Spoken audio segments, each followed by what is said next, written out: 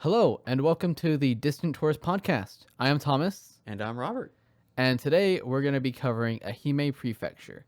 Now, in our podcast, we usually cover like general history, famous places, foods, and anything in between, kind of cultural things as well.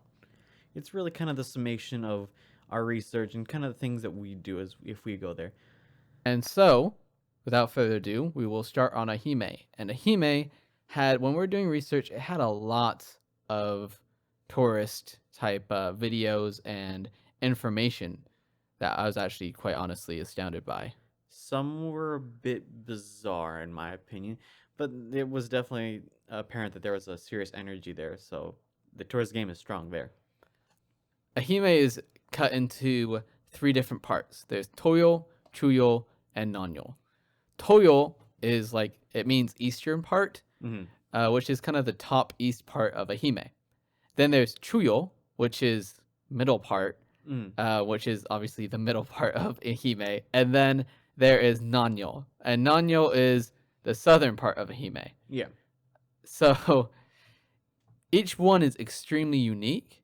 The top part is kind of, from what I could tell, is more centered around the bridge Mm. and more cultural stuff that is up in that area. Chuyo has Matsuyama City, which is extremely is probably like a very like the most modern city in Ehime Prefecture. Mm. So it's also the capital. So it's basically the place to go if you're going to look for the urban section of the prefecture, right? Yes, and then there's Nanyo, which is more, from what I could tell, an older style Japanese part. It's very much um, it's very much nature focused. It has a lot of nature aspects to it, and it is also has these like Meiji cities that we'll talk about here in a little bit, where they kind of left it as is. So it's like the historical district, I guess you could almost argue. Yes, pretty much. I would feel comfortable calling it like the historic district of Ehime, And then watch as we get a comment when someone says, actually. right? Um, so we each decided to look into our separate type areas for Ehime. We just kind of split things up, um, and went out and looked. Mm. So, Robert, what did you find? So I found a couple things. For example, one was Matsuyama Castle, Dogo Onsen, but I feel like we should go into those a little later. What I actually want to start with was some of the festivals, because Ehime has quite a few interesting festivals, or matsuri, as they're called. For example, one I found interesting was the Ware Taisai Uwajima Ushi Oni Festival, which is a sort of like purification event, and it's like typically held from July 22nd to the 24th. Um, and so it's described. Ushi Oni is roughly translated to the to cow ogre, which I didn't know that there was. Yeah, and I know, I was surprised too. That's strange. Yeah, it's definitely a name. The design of the floats have like a long neck because apparently that's part of the design. Because I'm used to the idea of like Oni being like the big kind of Or you think monster. about like the mask that's in like Yeah, no plays type thing. yeah, but apparently they look like they got long necks. And when I first saw a picture, the angle was kind of weird, so I genuinely thought they were llamas. Um, but I was very wrong. So usually they come in either palm fur or red fur all over, and a tail that looks like a sword, which I didn't see in the pictures, but apparently is there according to some of the articles I read. Sounds dangerous. Sounds kind of cool, but that's just me. I mean, if it's waving around, you'd imagine that it'd be kind of like almost swiping at people. I get the sense that it's probably a fake one, but the idea is still pretty cool. All right, true. So the ushi one that they make for the festival are made out of bamboo and log, um, and they're kind of just displayed around the excuse me, and they're basically just displayed around the excuse me, the city of Matsuyama during the festival, and many people go to houses around Uwajima with the ushi oni because they will do purification. Oh, you Hence, mean like temples uh, or houses? it specifies in some of the article or in one of the articles I read as houses. I want to assume shrines, but I don't want to make that assumption. Was there another festival that kind of caught your eye? Yes, actually, the one I was particularly surprised by was the Matsuyama Dogo Autumn Festival, and the interesting thing about that is basically like, how do I put it? It's like it's described as the Hachiawase, or the clashing of shrines, and basically everybody props up like shrines, and they just kind of like fight with the shrines, like trying to keep it standing. I think it looks pretty cool. I kind of want to participate because if I get to just fight people to protect a shrine, that just sounds kind of fun. But I saw like a video on it. I kind of like because I was doing a little bit of research into it as well, mm, and it was they have portable shrines yeah, that are supposed to be knocked over. From what I can gather, the videos I watch is just straight like mania. It is literally just a massive group of people that are just yelling and screaming, hoisting up a thing, and I can see people kind of moving around, mm, and then one just kind of maybe just kind of looks like they just kind of set it down. It's not like they just tipped it over. It just kind of looked like it was kind of set down, and then there'd be a lot of cheering, and I'd be like, mm, I guess someone won. mm. I guess. Yeah, so how it ends up going is like eight local towns apparently like clash with each other, so they each get their own portable shrine, and like you said, it's just madness. You protect that with everything you got. They have the Makoshi Mamori, or the Makoshi defenders. So those are the people that are, you see doing the fights, and you basically just don't want you want to keep protecting your shrine. That's the goal. That's your responsibility. But as well as that, there's also a large Mikoshi. The large Mikoshi shrines are brought up 135 stone steps to the Isaniwa shrine, sort of as like the big conclusion to the whole event. Talk about a leg day. Yeah, I know, really. I have no clue how heavy those things are. I mean, considering they're made appear to be made out of wood, it looks incredibly heavy, and I don't think I've got the back or legs for that. For what I've seen, it like is usually carried by at least 30 people. Yeah, So I would imagine that it is very heavy. maybe we'll find out for ourselves someday. Yes. Also, how many shrines did you say it was? Like Eight. teams there was. There were 8 separate teams. So actually, I think that references to before Ehime Mm, Prefecture was Ehime Prefecture. mm, It was known as Iyo.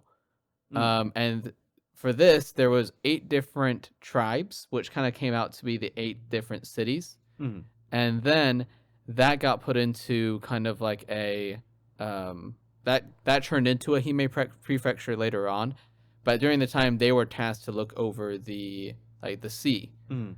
for the transport of goods to Honshu, the main area. I didn't know that. Though to be fair, you'd have a better grasp on the history than I would.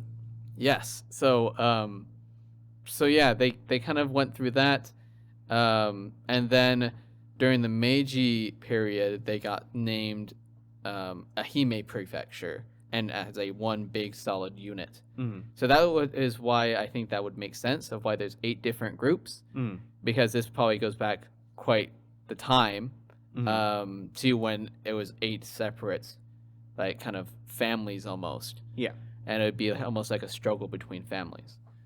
that's kind of fascinating. I'm not gonna lie. I mean, how do I get in? I wanna square. And then there's also there's pretty much based off of those 8 things. Mm, There's a lot of things that come out of it. Like there's 2 extra castles that are on in Nanyo, the southern part of Ehime, mm, which is the Ozu castle and then the Uwajima castle. Apparently, the Uwajima castle is one of Japan's 12 original surviving castles. oh, Yes. 12 surviving, as in like the 12 that you can see if you go to the different cities now. Like no, because during throughout the history of Japan, Mm. they have a history of burning things. A war would Oh, break out. I mean, everything's made out of wood. right. So the way that you would beat your enemy would be literally burning down their house. Burns real good. And that's why actually there's a lot of Japanese history that we don't know, Mm. is because everything kept just getting burnt down. Even major temples were getting burnt down at some point Hmm. when during some sort of wars or anything like that, or there's any sort of disagreement, or even if just by chance lightning struck. Everything's made out of wood. So everything just goes up in flames. Oh, that's so sad. So like that during the time period, like let's say for the Tales of Genji, Hmm. the reason why we have the Tales of Genji is because people saw it as such an important part of their lives. Like they would literally, pretty much, if you could run into a burning building and grab one of your belongings, what would it be? And a lot of people would grab Tales of Genji. And this is why we still have Tales of Genji, which is from Heian period, which is um, like one of the oldest periods in Japan. Mm-hmm. But yeah, but for this actually to be a standing castle that's been there since it was built, Yeah, that's pretty impressive. it is very impressive that it hasn't been burnt down. The fact that you can count up to 12 is just, I mean, that's pretty sad, but impressive. Yes, unlike the Ozu castle, Mm. the Ozu castle was destroyed, Oh. and actually it has recently been rebuilt. Mm. Within the past, I guess, I believe it is the past 10 years or so, they've reopened the castle because it has been completely rebuilt, based off of what people have written about it and past experiences. So they pretty much did a research about it, saw old pictures, drawings, people talking about it, stories, stuff like that, and just based the castle off of all of that and built it. Oh, so it's not in the original. It's almost an interpretation in a sort of way. In a way, because they had to go through all of it, but I would guarantee that there's major things of, okay, there's a main hall. Okay, that hall would probably be about this distance.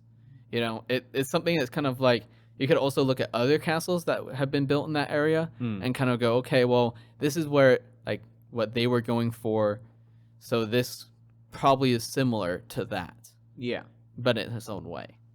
Is it still made out of wood like the original? Oh, of course. Okay. A lot of, like, pretty much all of Japanese historic buildings are made out of wood because they had this amazing wood structure where they would pretty much make holes. So it'd be kind of like, I don't know if there's like, if you remember, there's like these stacking logs type things. There'd be little slots into each like wood, and each wood would pretty much be numbered, and it'd be almost like an IKEA for a house.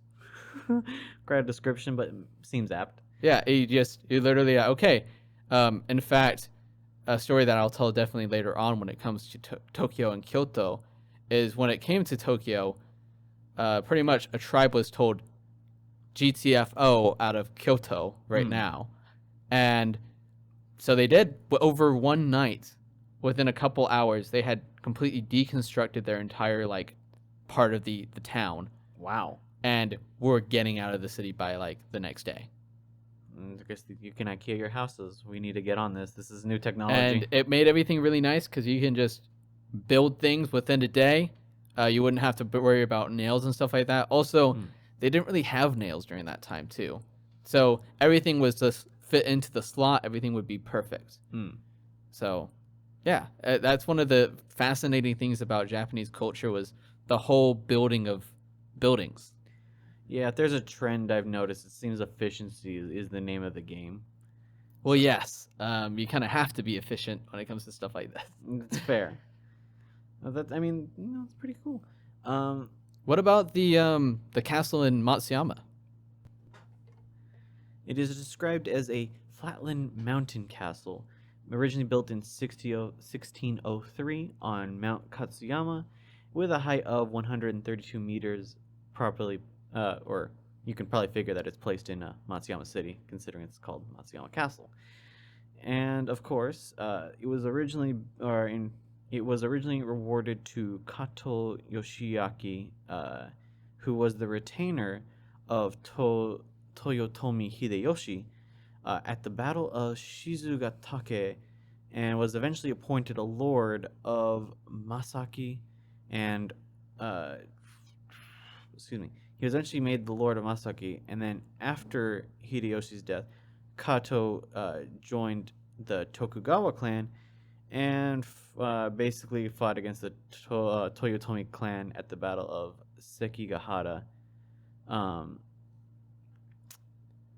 so basically, he played traitor. Best way to phrase it is he switched sides and then fought against the Toyotomi clan that he was a retainer for. Oh, okay. Yeah, and so then, the thanks to that and the money he basically earned from it, Yoshiaki originally built the castle in 1602. From what I understood is also the castle was built first, Mm, the city second.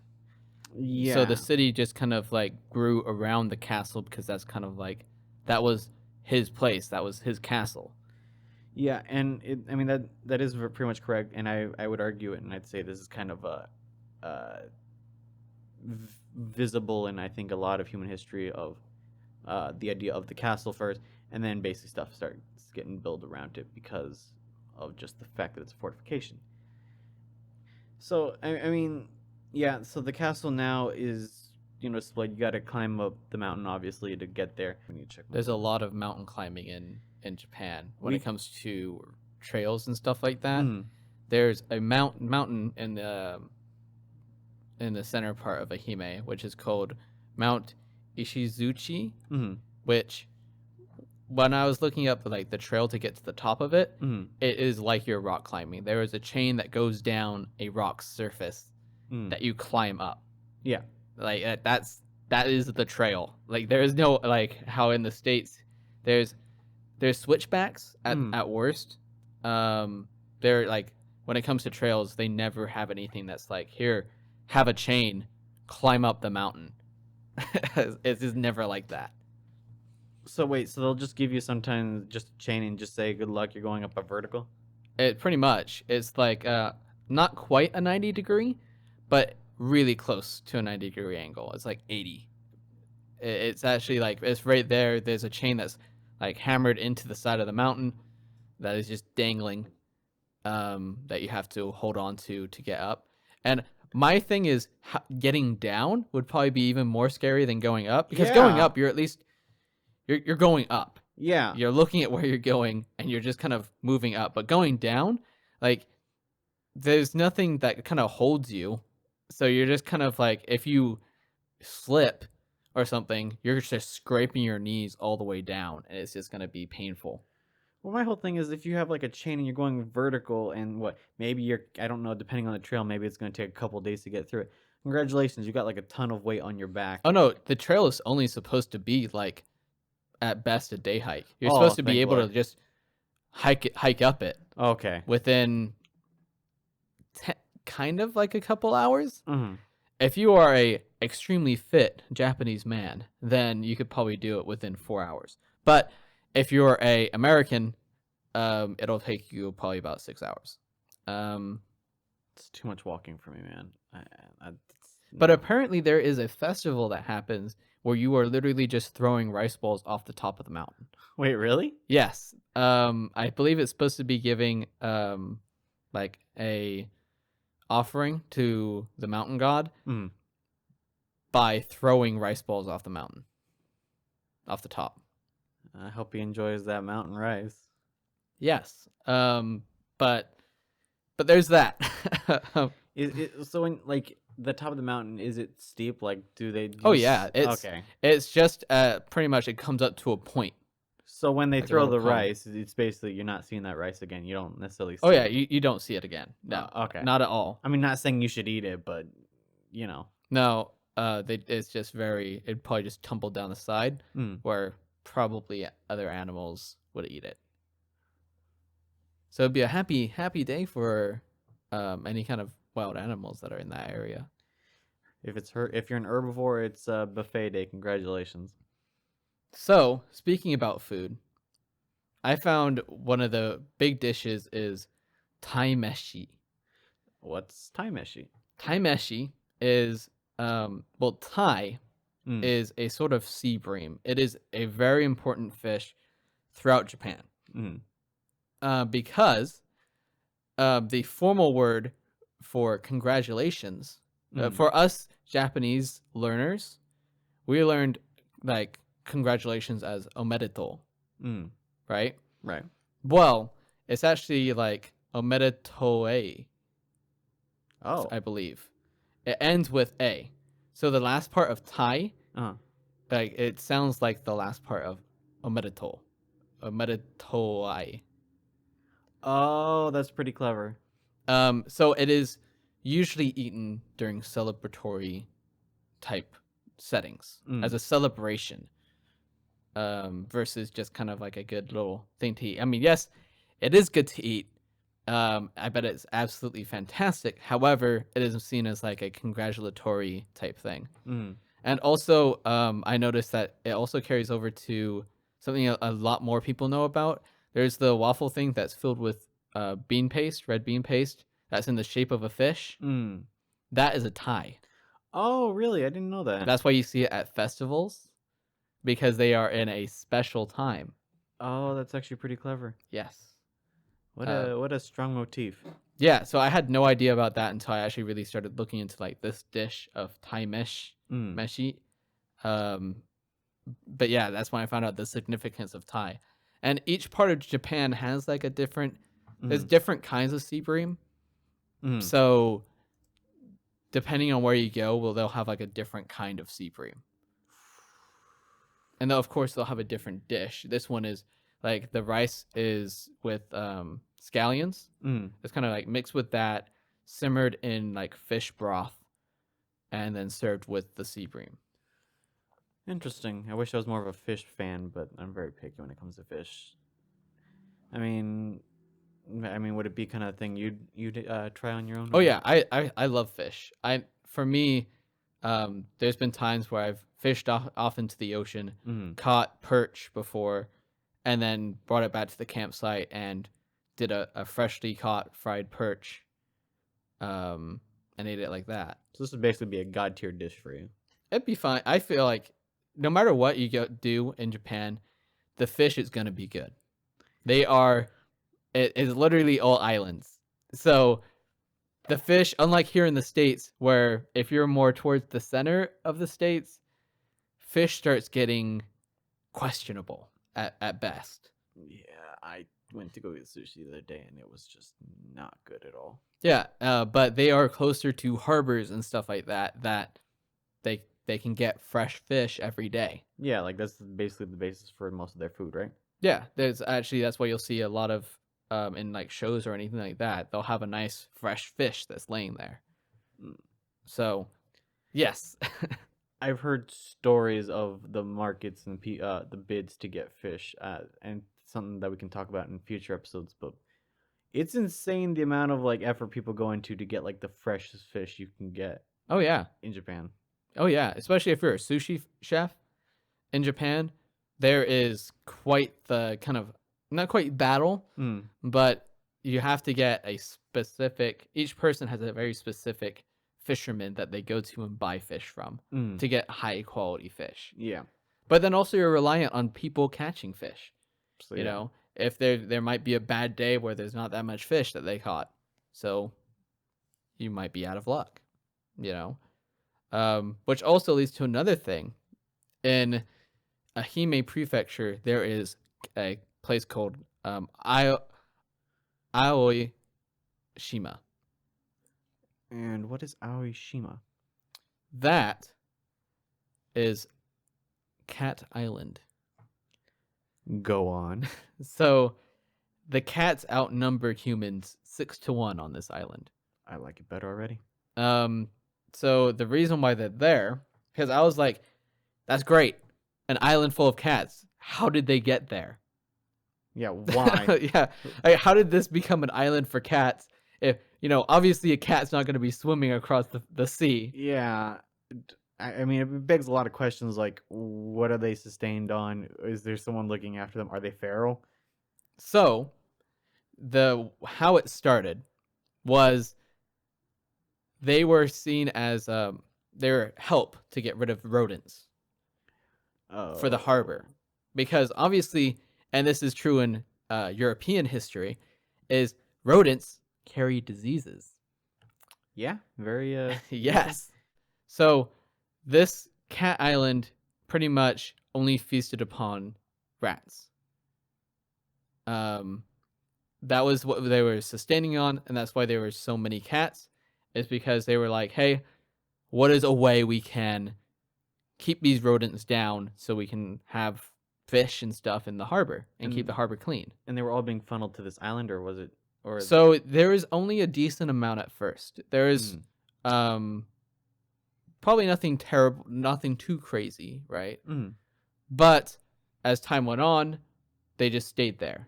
And when it was kind of like, okay, we're closing down kind of this harbor mm. as like a main harbor, Yeah, they just left the cats there. that's pretty cold, but I guess it makes sense.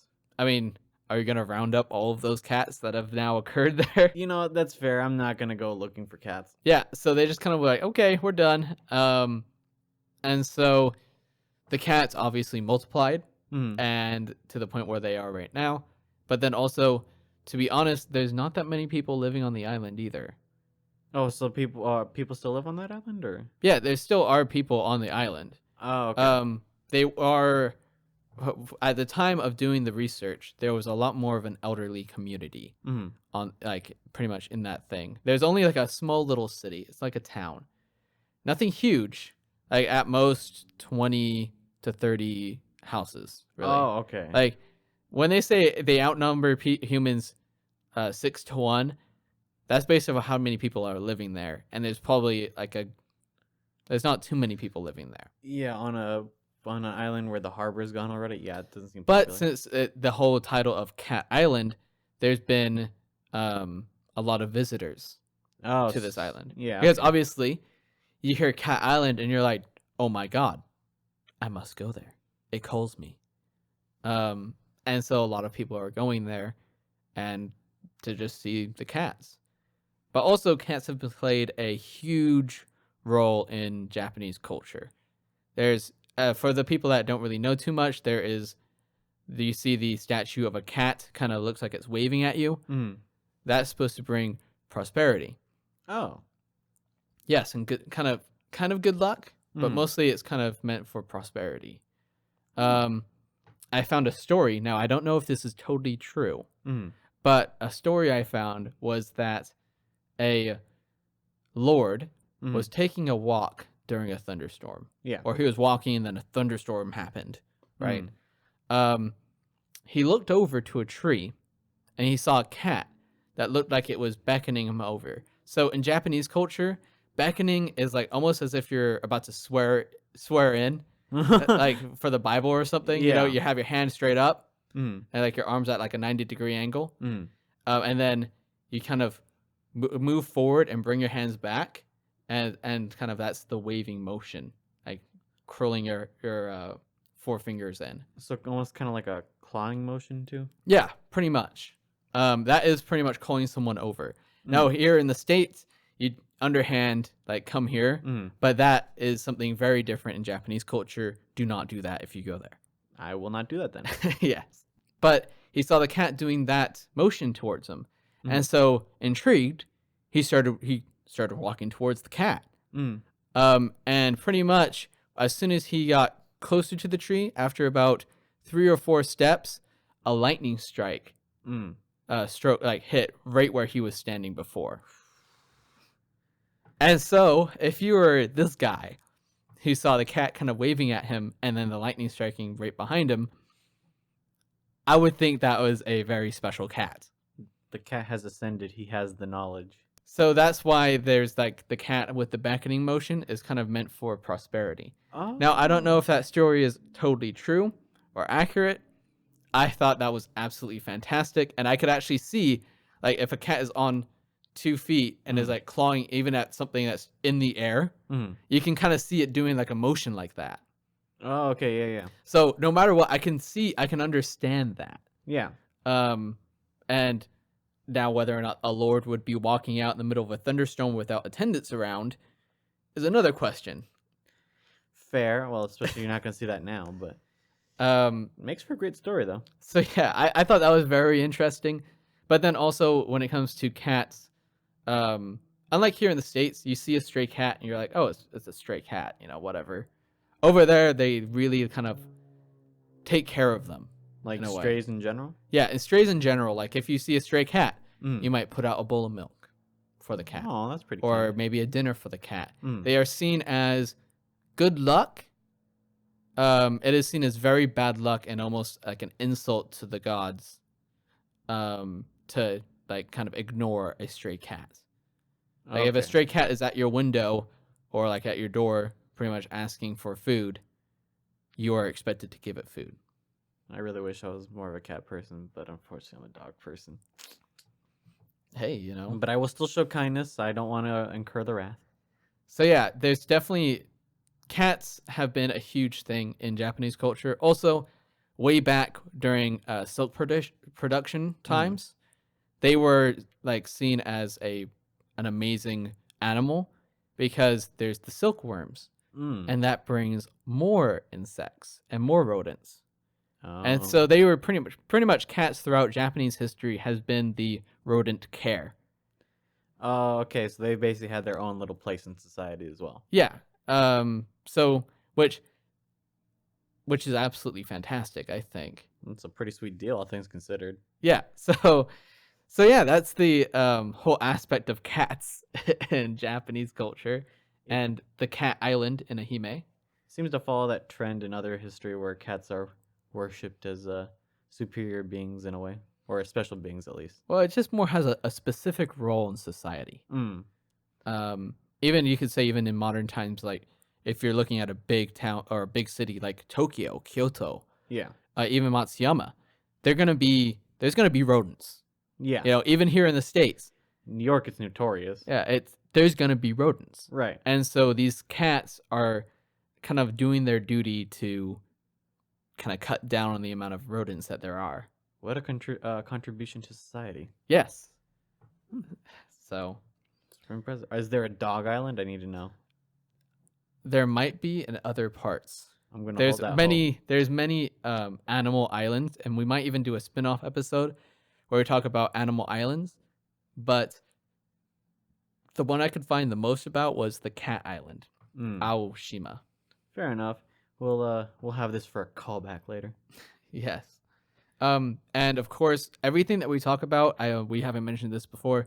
Everything that we talk about is in the descriptions, and the show notes. Yeah. So you can take a look at where we found our research, where we found kind of this story, Mm. and you can look at it and read it yourself and take your own opinions out of it if you wish. Yeah, and don't hesitate to elaborate and keep the conversation going. I mean, we're not experts at this. We're learning just as much as everybody else is. Yes. So I mean, we have put in the research, but if of course if you find something different, tell us about it. Yeah. Why is it different? Also, we just kind of want some feedback. Feedback is good for us. Dialogue keeps this interesting, not gonna lie. Yes. So, with that being said, and that aside, the next part, what else have you researched there, Robert? So I guess doubling back to specialties, even though we were talking about the taimeshi, the one special food that I think we should really talk about, or we might get roasted, is probably the mikan, which could also be, or you could say, is like a Japanese Mandarin origins. Um, yeah, they're apparently very well regarded to the point that they're basically thrown into everything. I mean, you've got your mikan ice cream, your mikan jello, mikan soda. I've even heard there's mikan sake. I don't even know if it's true or not, That'd but I've be heard. interesting to taste. I mean, I could believe if it was beer. I don't know about sake though. But either way, like it is basically the food. Like taimeshi is like the way that they use sebring, but like mikan is just like this is like the big food. It is such a big food, in fact, that their mascot for the prefecture is a dog mixed with mikan, appropriately named Mikyan. And the name is a mixture between mikan and kyan, which is how they interpret how a dog sounds. So it's a nice little motif there. Keep the sounds the same, keeps it together. Also, I mean, mikan in general is kind of like It's the product that comes out of Ehime Prefecture. Oh yeah, Unlike Tai, that is kind of to all Japanese culture and to all of Japan. I mean, each one has its special thing, yeah. but mikan is very specific to that prefecture. Like if you ask a random Japanese person what they know about Ehime Prefecture, Mm, they are most likely going to say Dogo Onsen and mikan. yeah. I'd say taimeshi is an interpretation or a special interpretation of a dish, and I'd say mikan is like this is our thing. This is like you put it, just this is the thing. So yeah, mikan is pretty fascinating, and the amount of ways that they put it into seemingly every kind of food that they can is just ridiculous. Like I can go on a Google search for mikan, and I will just find dishes I've never heard of with mikan in it. Yeah, I understand as well as the mikan that comes out of this area is very different than even the mandarin oranges that come out of like here in the states, Mm, where the skin is super thin. Apparently, like it is almost paper thin. The skin of the mikan, so you get pretty much as much juice and as much orange as you possibly can within this bottle, I guess. yeah. It's fascinating because I believe there are even subtypes of Mekon as well as just like the Mekon that everybody knows, and of course each of them having their own different like flavoring. Um, but I mean I wouldn't be like it's even like seen in like you can see it in anime, you can see it in like TV shows like it's like the little oranges that they usually have while they're sitting at a what is it, a kotatsu, Mhm. is usually uh Mekon. So like it's a very popular little snack to have just on the go. Like it's just so ingrained in the culture. Also, apparently, in during festivals, there's big mikan festivals as Mm. well as just in any festival there is mikan. Yeah. It's there. Apparently, there's a big like pretty much a whole machine dedicated to just the juice, like for a glass of mikan juice. Yeah. And apparently, during most festivals, they run out within like a couple hours. Like people just chug this mikan juice. It's pretty intense. I mean, we might seem like we're repeating ourselves when talking about the Mekon, but we're trying to emphasize it is the thing. It's, it's ridiculous, man. I just like I like my oranges here, but like I don't love them that much. So, I mean, I'll find out for myself one day what, I want to buy into that hype, man. Yes. So also, for another type place, um, there is the bridge. Now, what bridge are we talking about? Because that's as vague as vague can get. It is called Kuroshima Kaikyo Bridge. Wait, Kuroshima Kaikyo? Kuroshima Kuroshima Kaikyo Kaikyo Bridge. Bridge. Okay. This is actually the world's longest bridge. Really? Yes, that Oh. is a great fact about it. Also, it pretty much so the main importance of this bridge Mm. is it connects Ehime Prefecture or the whole thing of Kyushu or uh, Shigoku Mm. to Honshu, the main island of Oh, Japan. okay. So this is the connection that it makes to the rest of Japan, you could say. Pretty much. There's another bridge that is in another prefecture that we'll talk about later. Mm. But this is the longest bridge and some would argue the best bridge because it covers multiple islands as well. So it's not just a straight bridge that goes over the ocean Oh. or the sea. Mm. It has multiple little islands it kind of stops on or it kind of towers up on.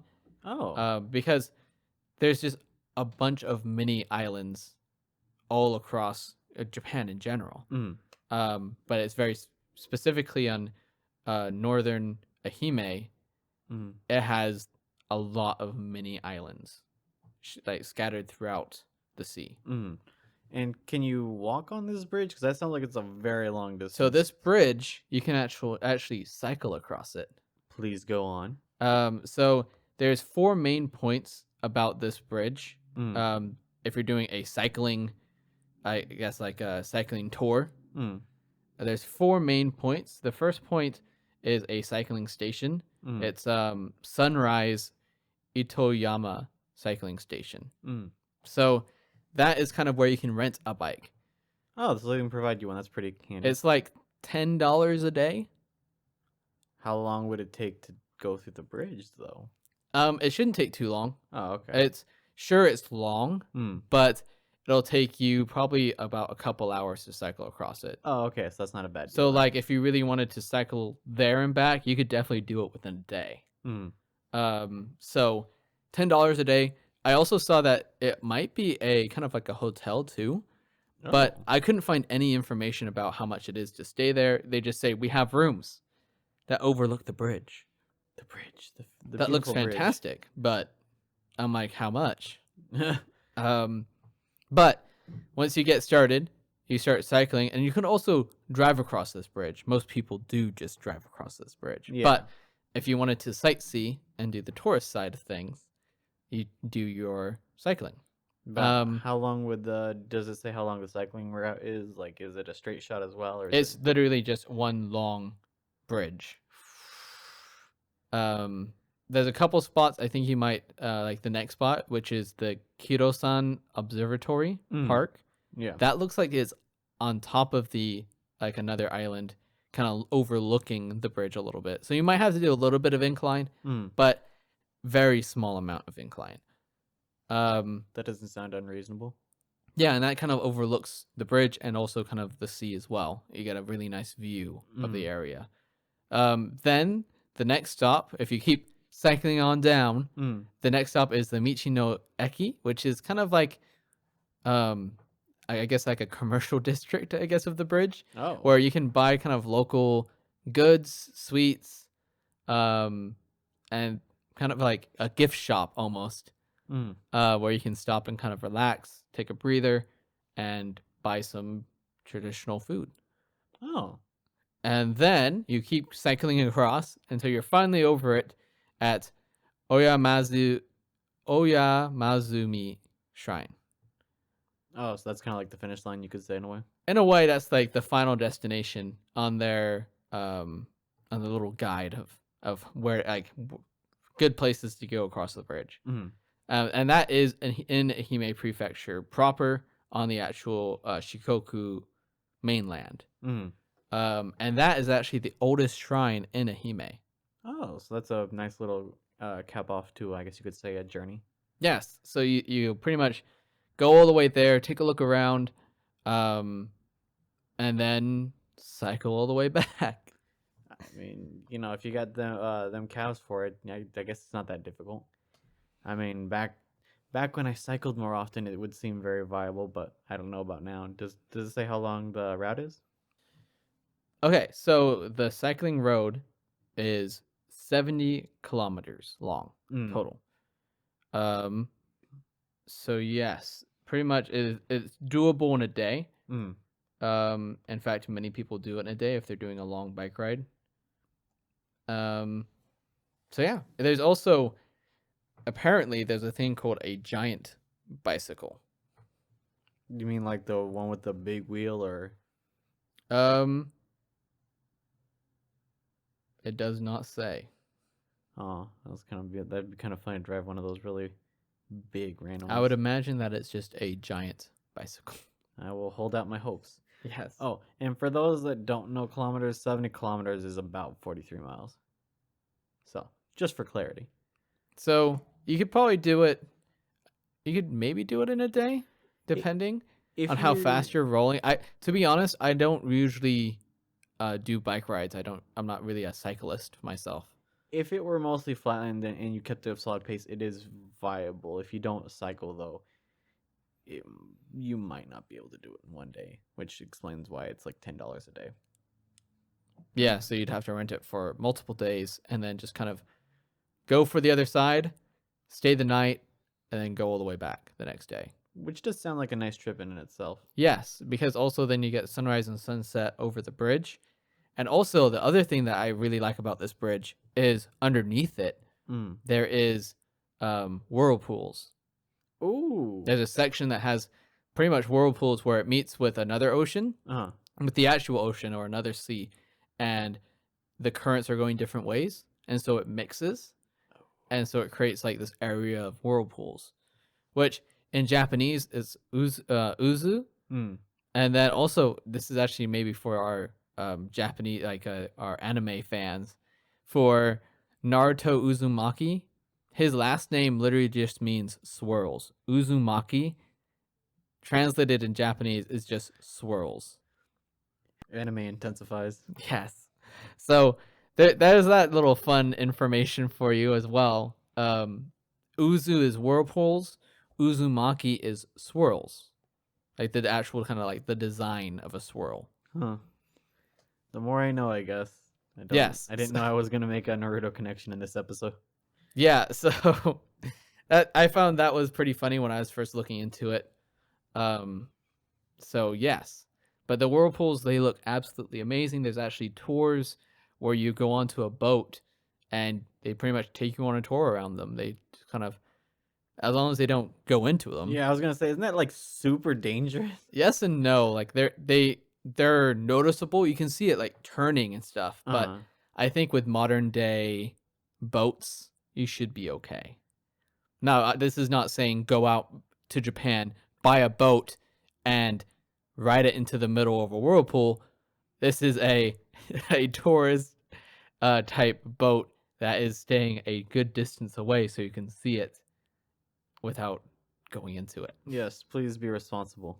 Yes. I can't emphasize that enough. Don't go out to Japan. When you go to Japan, buy a boat and just take it out there. No, don't do that. Don't, please, God, no. Um. So yeah, the other and like really cool spot that I did a lot of research on, that was um the Nanrakuen Garden. Mm. And this part is in the southern part Yeah. of Ehime. And this is Ehime's biggest Mm. garden. Yeah. The time to go is definitely spring in April, Why spring or April? because that's when everything blooms.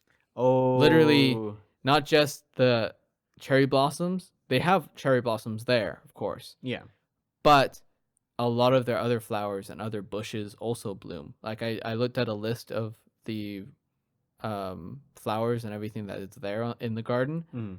Everything blooms in April. So that's basically the apex of the season. Yes. Okay.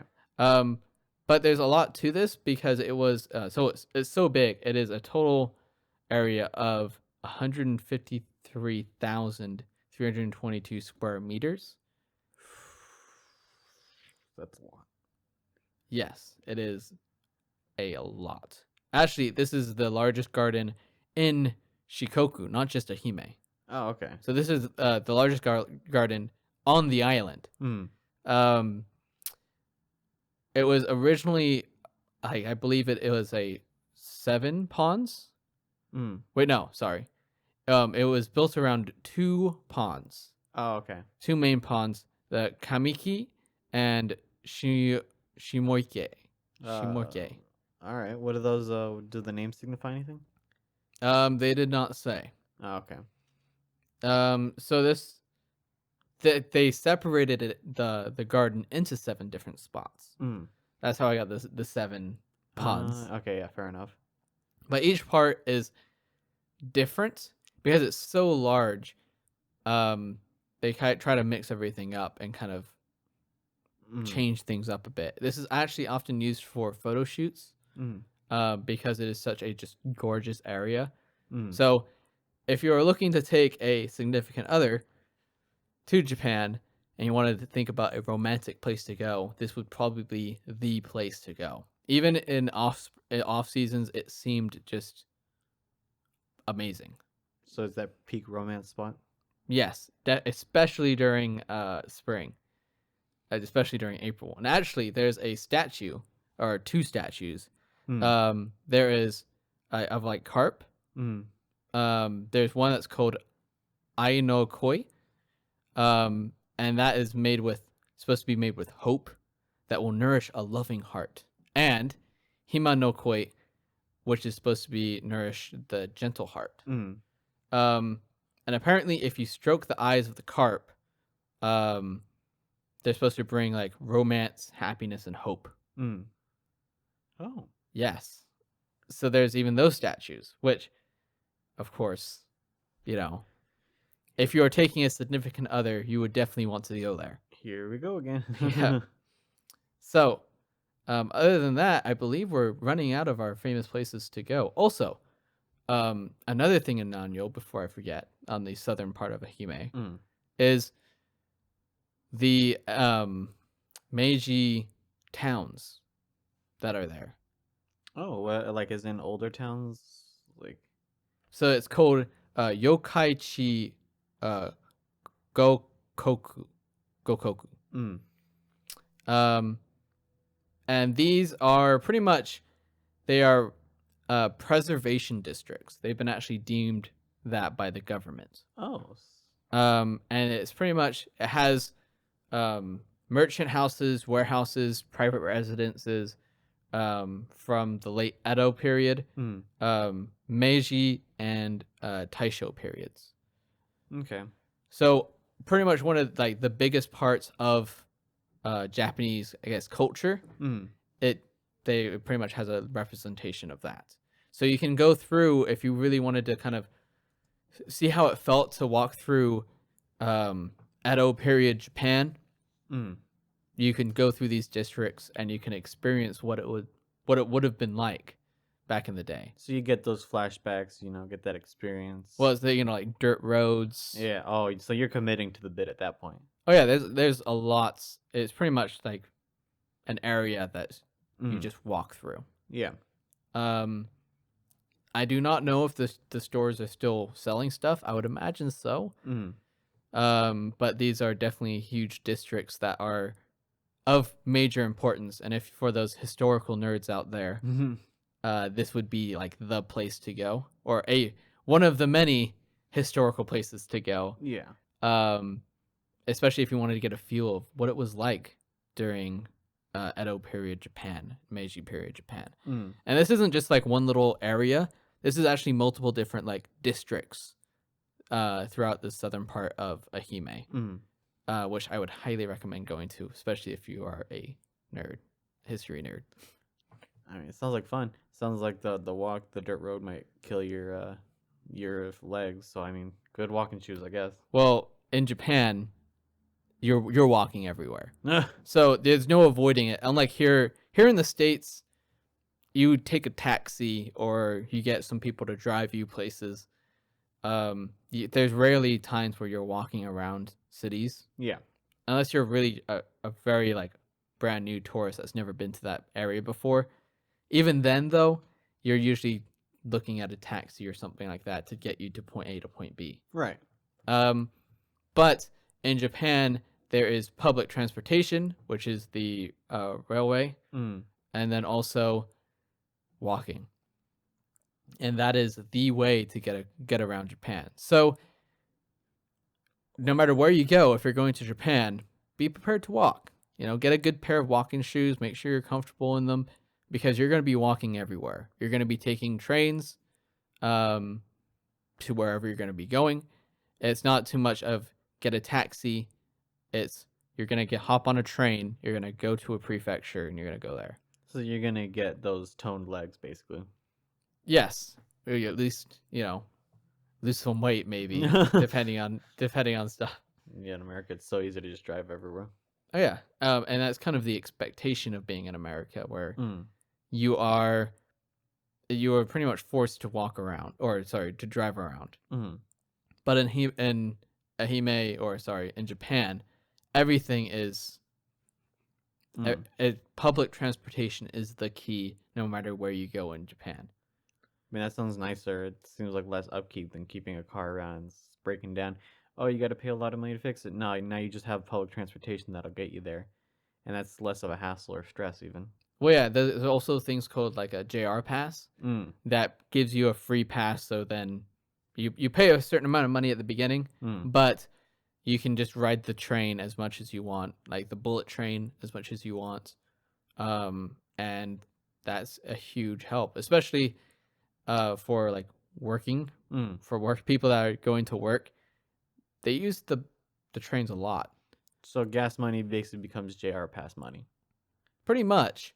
Um, but yes, it's unlike here in the States where like everyone has a car kind of, or you Mm. kind of need a car to get around unless you're in like a city like New York.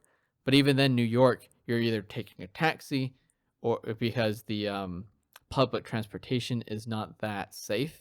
There are so many jokes with the New York subway. It's like it'll get you there, but it's either web and you probably run into something not normal. Let's just say. Yeah, but Japanese transportation is the complete opposite of American transportation. Let's just say public transportation. It's very efficient. It's to the point. It's literally like if you're expecting a train at 10 o'clock, the train will be there at exactly 10 o'clock. If they're a few minutes late, they will actually do an official apology or they will apologize to you. If it's more than like 5 to 10 minutes, Mm. they actually have to submit an official apology and write papers for anyone that needs it Wow. because you can't just walk into work and be like, sorry, I was late because of the train. Mm-hmm. They'd expect a paper from the train company saying we were late. That's kind of intense. I mean, So it's respectable, but it's kind of intense. yeah, so that's the whole thing about trains, though. Anyway, I believe for our final spot in Ehime Prefecture is All right, let's start talking about Dogo Onsen, which Dogo Onsen is the oldest onsen in Japan. I guess the best way to describe an onsen is it's kind of like a public bathhouse. There are different types. There are outdoor ones, indoor ones. Dogo Onsen is an indoor one. Um, but yeah, I guess for some people, the idea of an onsen might seem foreign. So I guess we should probably explain before we go any further how onsen kind of works. yeah, you lock your clothes inside of a locker that is Yeah. provided, and then they give you like shampoo, like body wash, everything like Oh, that, I didn't know that part. because and you want to wash yourself off because Oh yeah. unlike here in the States where you just kind of hop in the bath, uh, you're seen as pretty much you're like bathing in your own filth. Mm. And so if you don't wash off and if nobody washes off, then you're having like a group of people bathing in their own dirt. Which sounds very disgusting. Yes. So that's why that is a massive thing of you wash before you enter the bath. Yeah, that if you're going to take the one takeaway from the onsen, do that. That is the big key. Otherwise, you will basically be looked down upon and get death stares probably. Yep. So yeah. But what else is it known for? So the big thing, and this is the thing that I latched onto very quickly, was that the bathhouse was actually the inspiration for. What is the name of that bathhouse? It is the inspiration for. I forget the name. Here it is. Yubaba's Bathhouse from Spirited Away, which I will say is my favorite movie of all time. Um, but yeah, it's the design carried over. It's arguably the main setting for Spirited Away. It plays the large portion of the or it is the main setting for the largest portion of the movie, and you can kind of see the influences of the onsen and also Japanese myth in that movie, which is arguably why I kind of like it because as I get older, I find that each time I watch it, I get something new. And now that we're even doing this podcast, I'm sure if I go back and watch it, I'm probably gonna get some big takeaway like, oh, I understand what this is referencing. Like I didn't even understand the idea that there were river gods or stuff like that. And like one viewing I had a couple months ago, and I was like, oh, I get this concept now. So for those who are watching this podcast, I'd recommend going back and watching it again as you kind of start learning more from us. And I think you'll get something new if you watch it again. But Thomas, do you have any feelings on the movie, or did you ever watch it? Oh yeah, Spirited Away is probably one of my favorite Ghibli movies. Mm. Um, the whole bathhouse itself, like the outside look, is very based off of the Dogo Onsen. Oh So if yeah. you look at the picture of the Dogo Onsen and a picture of Ichiro looking at the onsen itself, Mm. it's pretty much identical. It's very Very much, similar. yeah. Um, the onsen is also known for a famous writer, Mm. um, and a famous book that was written there, which was called Bochan. And what is Bolchan? Bochan. So the writer was Soseki Natsume, Mm. um, and Bochan is kind of the direct translation of Bochan was young master. Mm. So it's about a guy who is second in line for the family. Mm. Um, and pretty much there's a maid that kind of takes care of him. His mother passes away, so his maid is kind of like the main, I Just guess. caretaker, I guess. Yes, in a way. And then his later on in life, his father passes away, and all of the wealth of his family falls upon his older brother. And Wow. his older brother pretty much was like, you know what? Like getting rid of everything. I'm selling everything. Oh wow. So he pretty much liquidated everything. Mm. Gave his brother 600 yen, the main character, Oh. which at the time though was a good amount of money. Oh, okay. And then 600. To be fair, the 600 yen now to most Americans would be about the equivalent of like $6. yes, but this came out. This is based off of like 1800s, Mm. I believe, maybe even earlier. Um, I'm not entirely sure about the time period, but Mm. it's very early. So it was still a substantial amount of money to a point Okay. where he went to school for physics. Oh wow. And then he ends up teaching at a middle school in Matsuyama. And that's pretty much the gist of the story is him being a teacher in Mm. Matsuyama, and then kind of his experiences there. But his favorite place to go was Dogo Onsen. A lot of the time is he spent his time writing and just kind of being in Dogo Onsen. That was known for his favorite place in Matsuyama City. Which I will admit, as a person who has written like stories himself on the side, I understand because there's kind of like a space as a writer that, at least in my experience, it is just the place where you can focus. And I mean, for him, I guess the bathhouse probably was the best Oh way to yeah, like of course. drink. You go down, you relax for a little bit, and then there's rooms above. So like afterwards, you can pay a little bit more money, and you can have like you can go into a room where they have snacks for you. Oh, so then he basically just had it set. Oh yeah, he had, and then there's a special room that he actually went into that you can go into now that has like a little shrine almost for him, Mm. because that's where he spent most of his time. And that was his writing space. Yeah, Which, so as a fellow writer, I will just say, lucky. He got his writing space basically memorialized. It's like the ultimate writer goal. yep. Well, that after being famous. So yeah, that is Ehime. Yeah. And There's there's a lot more going on, but these were just really our big impressions, is the big takeaways that we got from our research. Yes, there's still a lot more things. There's like a geopark as well. There's many other things in this prefecture that you can go and see. It's just these were the main things that kind of stood out to us, and that if we went to Hime, this is kind of like the places we would definitely go to. Mm. So yeah, and also as another reminder, everything that we talked about, our resources are going to be in the description. Yep. We are definitely going to be kind of adding those in, or the show notes. Mm. Also, please get in contact with us. We are distant tourists at any social media that is out there. If you wanted to kind of have like, oh, if you have a point, then we'll of course look into it. Yeah. Or there's something that you think was really cool about Ehime that we didn't cover that you want to put down in there. This is also going to be on YouTube, so if you wanted to comment down there, we will definitely be viewing those. Also, this is our very first episode, so thank you for listening. Also, if you have any pointers or anything that you liked in the episode that you want to see us keep doing, or something that you want to kind of think that we should change or anything like that, let us know. For sure, by all means. Yeah. I mean, I want to keep improving. Yeah. Any feedback is good feedback in our opinion. Oh yeah. So, until then, thanks for listening. See ya.